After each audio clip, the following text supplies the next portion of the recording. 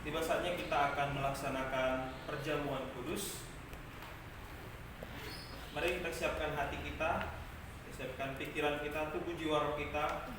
Kita mau sama-sama menerima roti dan anggur sebagai lambang daripada tubuh Kristus. Kita nyanyikan satu pujian kepada Tuhan pada satu bukit.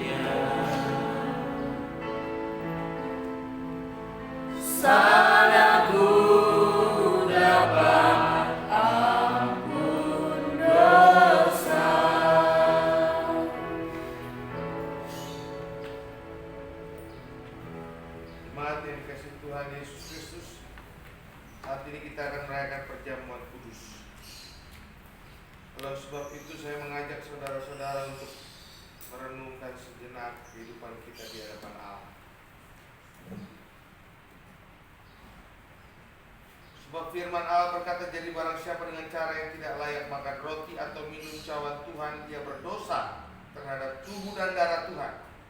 Karena itu hendaklah tiap-tiap orang memuji dirinya sendiri, dan baru sesudah itu ia makan roti dan minum cawan itu.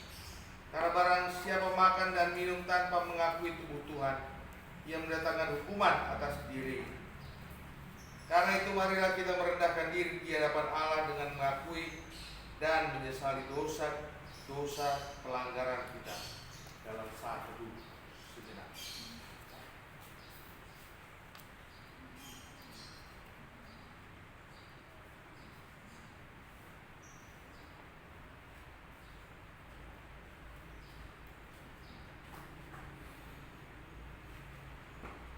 Marilah kita bersama-sama mendengarkan firman Tuhan tentang perjamuan kudus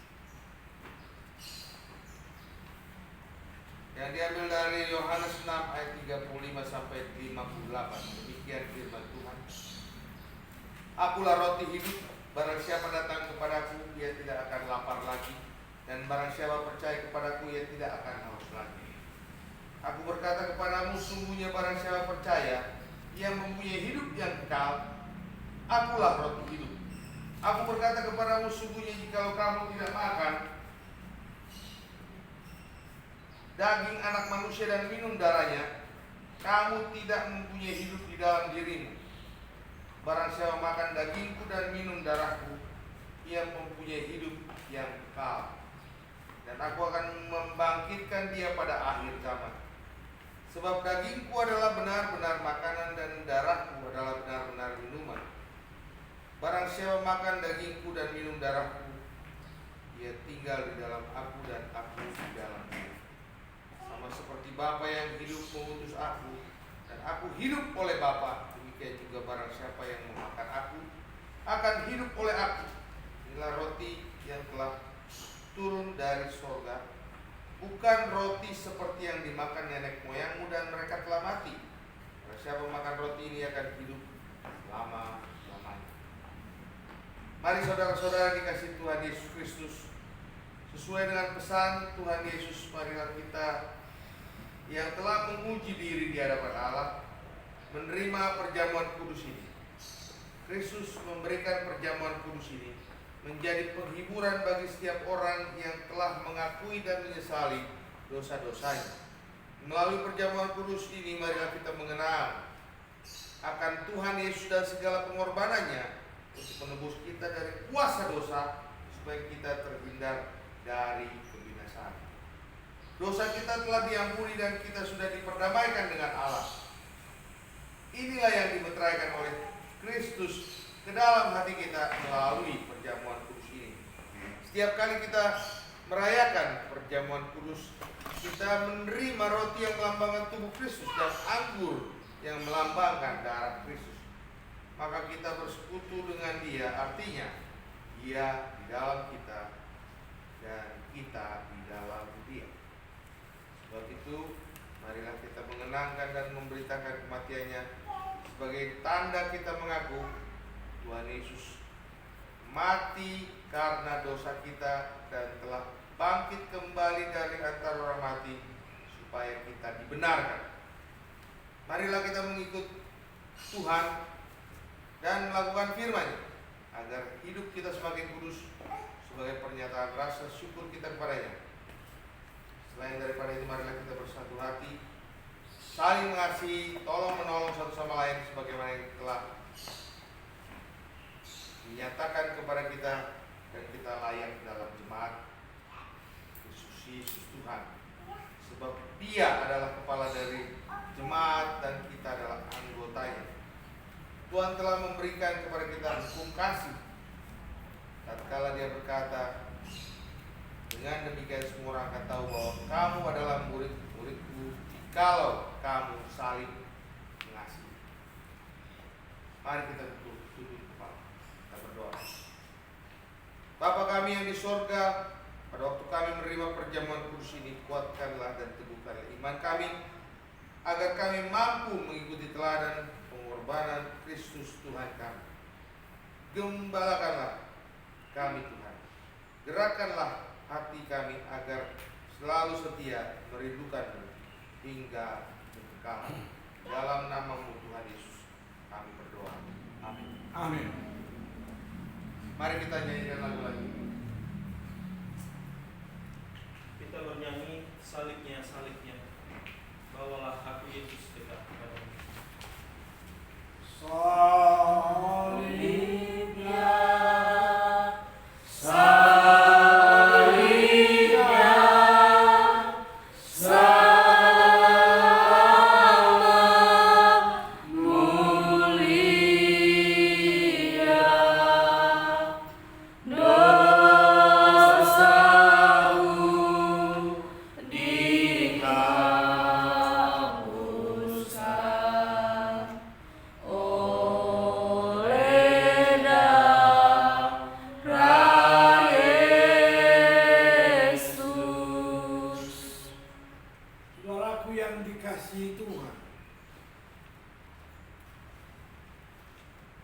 bahwa perjamuan kudus itu adalah satu meterai, dimeteraikan. Apa yang dimeteraikan oleh Tuhan dalam perjamuan? Tuhan meteraikan tubuhnya untuk kita makan, dan sudah kita makan. Dan Dia meteraikan juga darahnya, dan sudah dimeteraikan juga. Dan rohnya juga dimeteraikan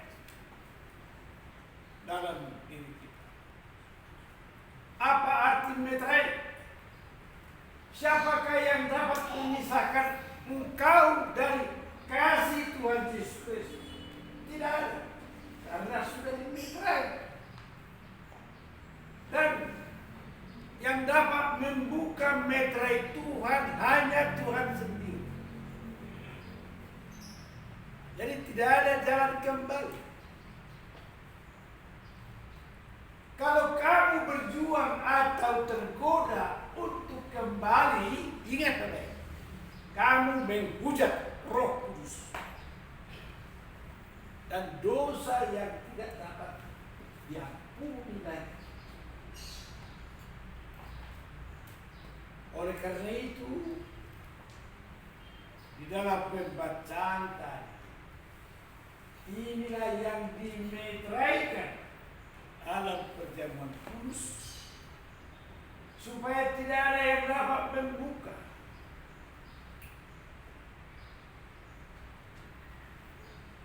Kalau kamu jatuh lagi dan jatuh lagi,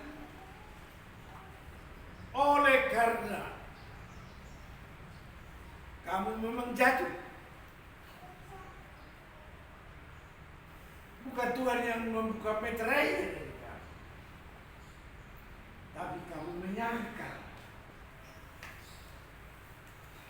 kamu murtad.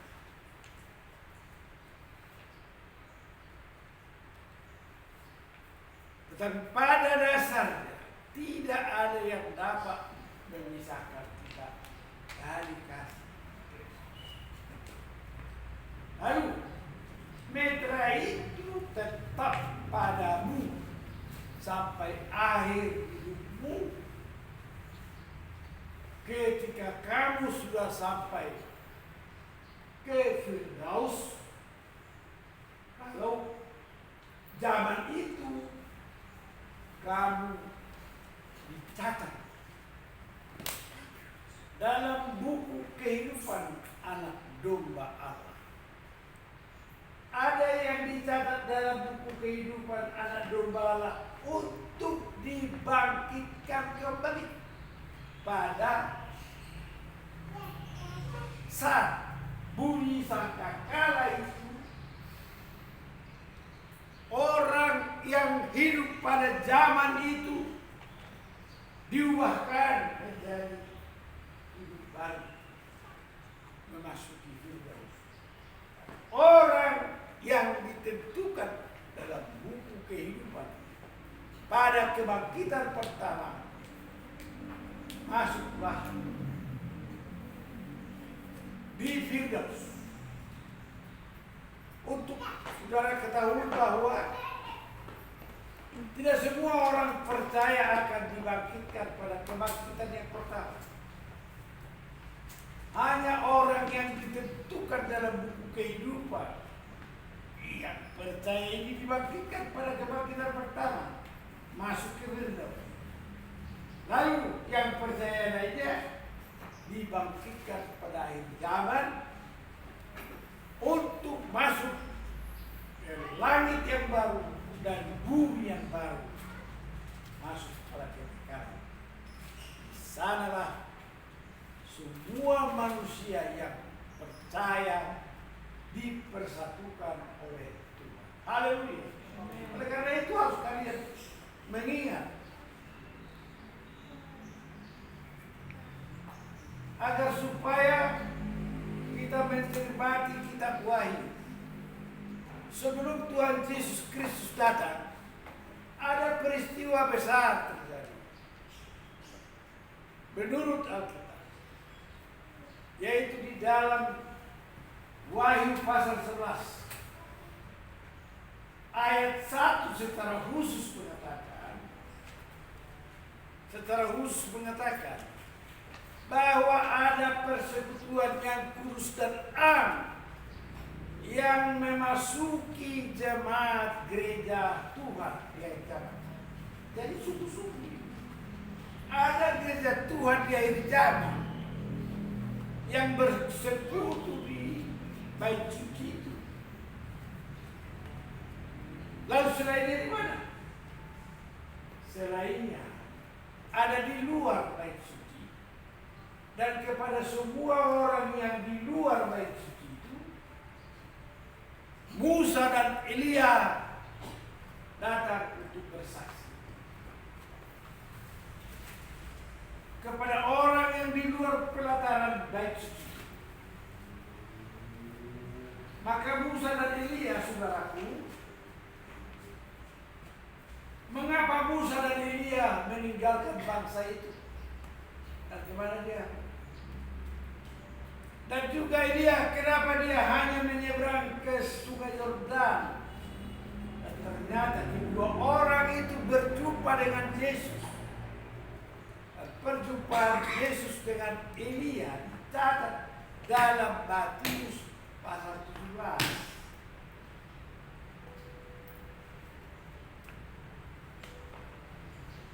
Yesus membawa muridnya di Bukit Zaitun. Lalu di Bukit Zaitun itu bertemu Yesus dengan dia. Disaksikan muridnya Petrus, Yohanes, dan Yakobus.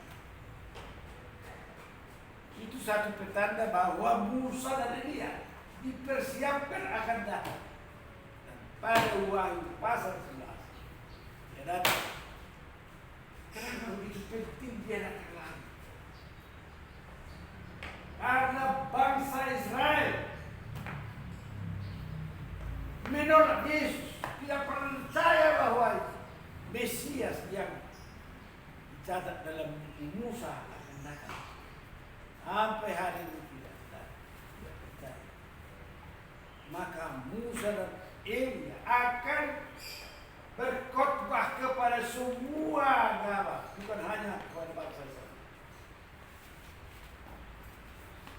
Pertarungan terhadap pekabaran Injil yang terakhir catat dalam buku Wahyu pasal 11 ayat 2 sampai ayat 14.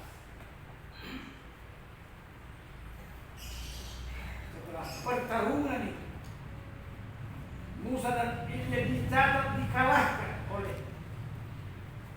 Lucifer dan penghulu. 3 hari terjemur mayat kedua hamba Tuhan. 3 hari sinar kemuliaan Tuhan turun dan memasuki mayat kedua orang itu. Dan kedua mayat itu hidup. Terjadi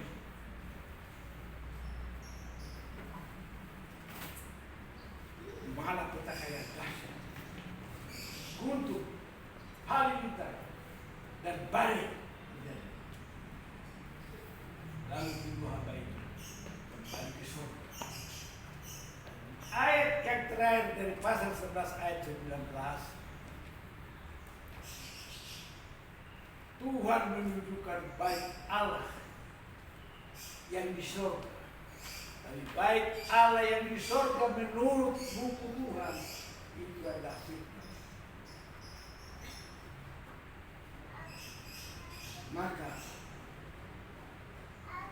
tabut Tuhan yang nampak di baik Allah yang Firdaus menunjukkan bangsa Israel dan bangsa-bangsa orang-orang keturunan Abraham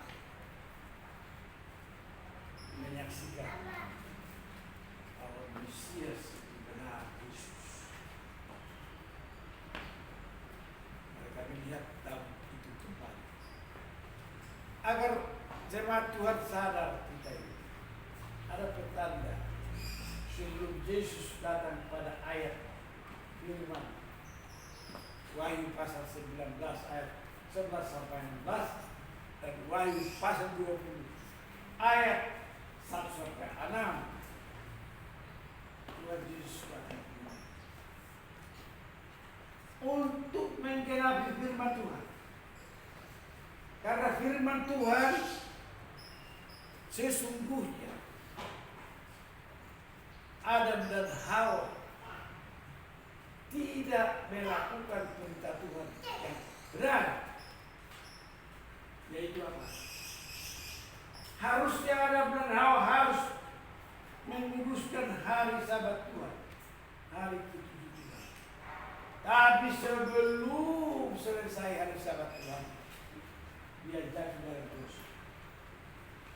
Belum 1000 tahun dia Taman Eden yang surga. Dia diusir dari surga.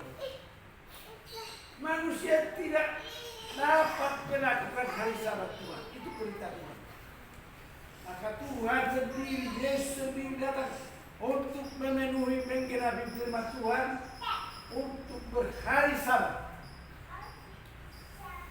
1000 tahun itu kedatangan Yesus di dunia ini untuk melakukan hari Sabat Tuhan.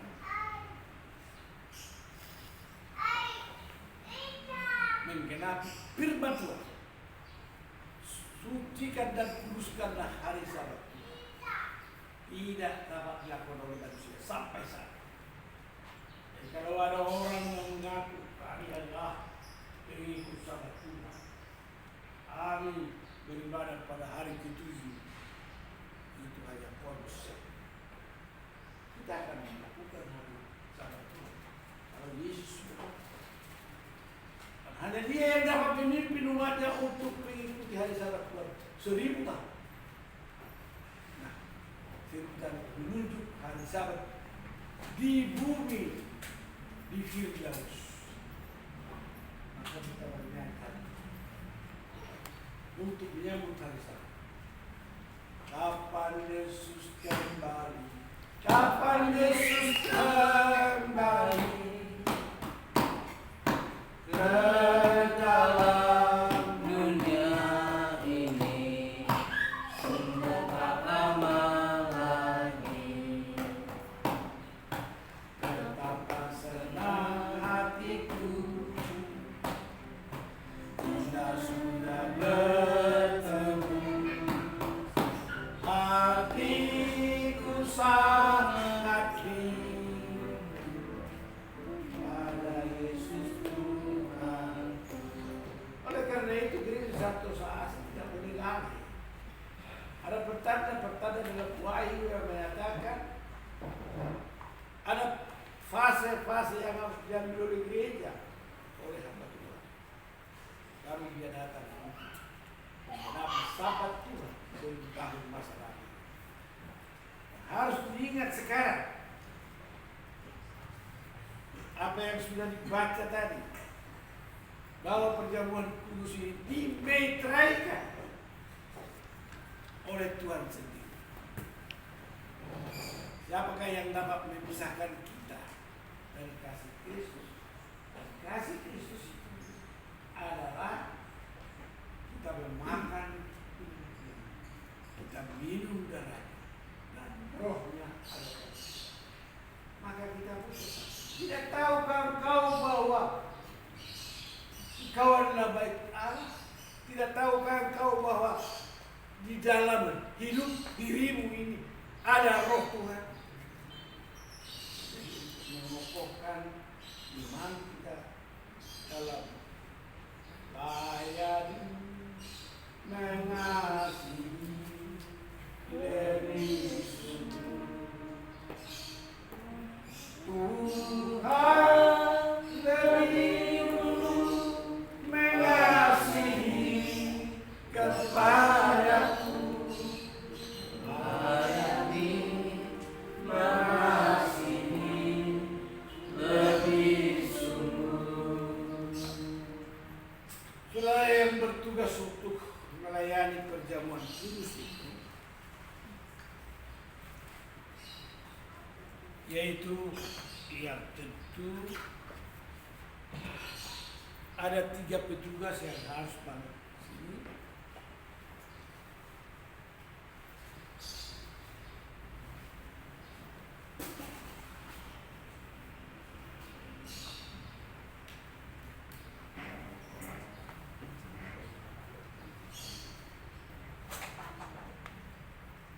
Saudara yang dikasihi Tuhan,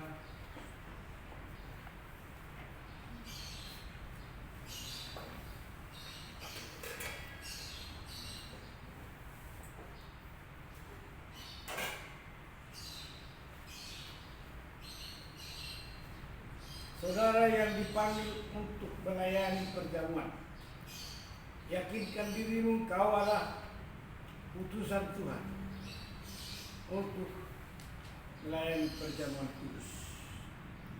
Saudara lebih dahulu tunggu baik-baik dan kemudian saudara mengikuti membagikan tubuh Kristus dan dengarkan firman Tuhan.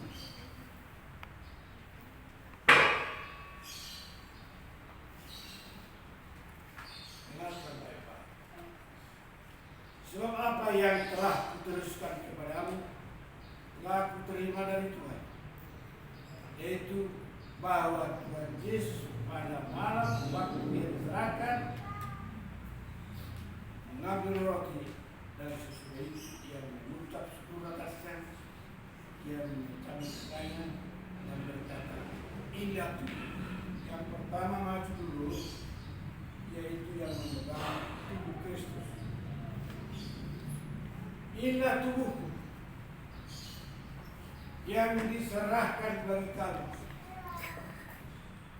Berbuatlah ini menjadi peringatan akan aku. Terimalah tubuh Kristus dan terimalah darahnya.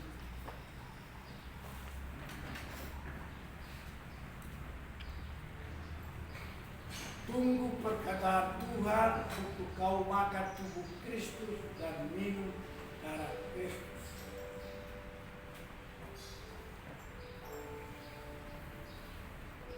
Sebab apa yang telah kuteruskan kepadamu telah kuterima dari Tuhan, yaitu bahwa Tuhan Yesus pada malam waktu ia diserahkan mengambil roti dan sesudah itu ia mengucap syukur atasnya. Ia memecah-mecahkannya dan berkata, inilah tubuhku yang diserahkan bagi kamu. Perbuatlah ini menjadi peringatan aku akan aku. Demikian juga ia mengambil cawan sesudah makan lalu berkata, cawan ini adalah perjanjian baru yang dimeteraikan oleh darahku. Berbuatlah ini setiap kali kamu meminumnya menjadi peringatan.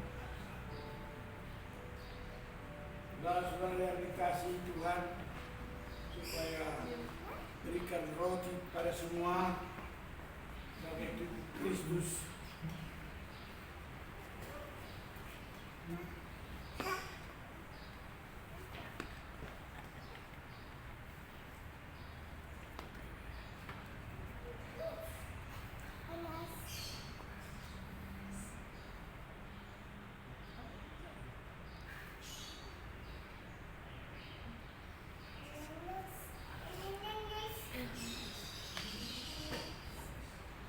Saudara yang dikasihi Tuhan, kembali ke tempatnya.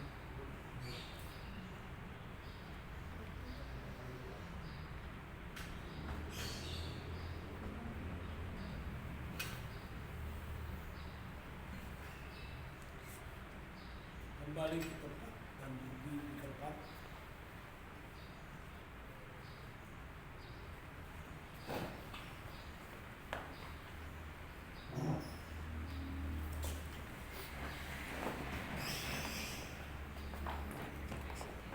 Angkatlah roti di tangan kanan. Mengucap syukurlah kepada Tuhan. Terimalah dan makanlah Kristus.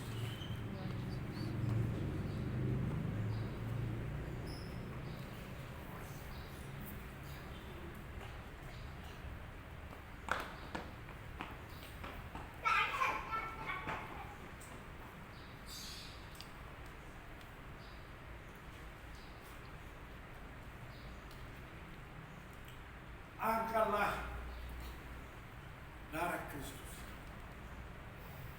Baik tubuh dan darah Kristus dimeteraikan oleh Tuhan sendiri sampai dia berjumpa dengan saudara di akhir zaman. Siapakah yang dapat memisahkan kita dari Kristus? Tidak ada satu oknum apapun dari dalam ciptaan. Hanya Dia yang akan melihat meterai yang jadi meterai yang diberikan kepada saudara-saudara ini akan dilihat kembali oleh Yesus pada perjumpaan yang indah. Mari ucapkan syukur, mari kita minum darah Kristus.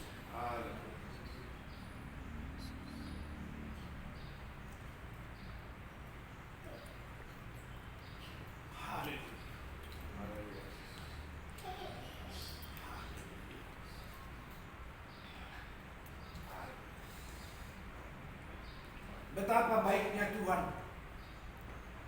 Kita orang berdosa diampuni. Kita yang berdosa dikasihi. Oleh karena pengampunan dan penebusan Yesus, dia mati dan bangkit untuk kita. Maka Tuhan akan datang untuk melihat meterai yang dia sudah berikan kepada umat. Akan dia lihat. Ketika Yesus datang untuk menjemput berjumpa dengan saleh-saleh kelak. Oleh karena itu, ingat dan peganglah teguh firman dan rohnya ada padamu, bahwa Tuhan pernah memeteraikan perjamuan ini untuk mengetahui bahwa hanya dengan perjamuan dan meterai inilah menandakan kamu dilahirkan kembali, supaya kamu dapat melihat keadaan Allah dan berjumpa dengan Tuhan yang menciptakan. Haleluya. Mari kita berdoa. Kami bersyukur, berterima kasih kepada Bapa di sorga, kepada Tuhan Yesus Kristus, Tuhan Alfa dan Omega, Tuhan semesta alam,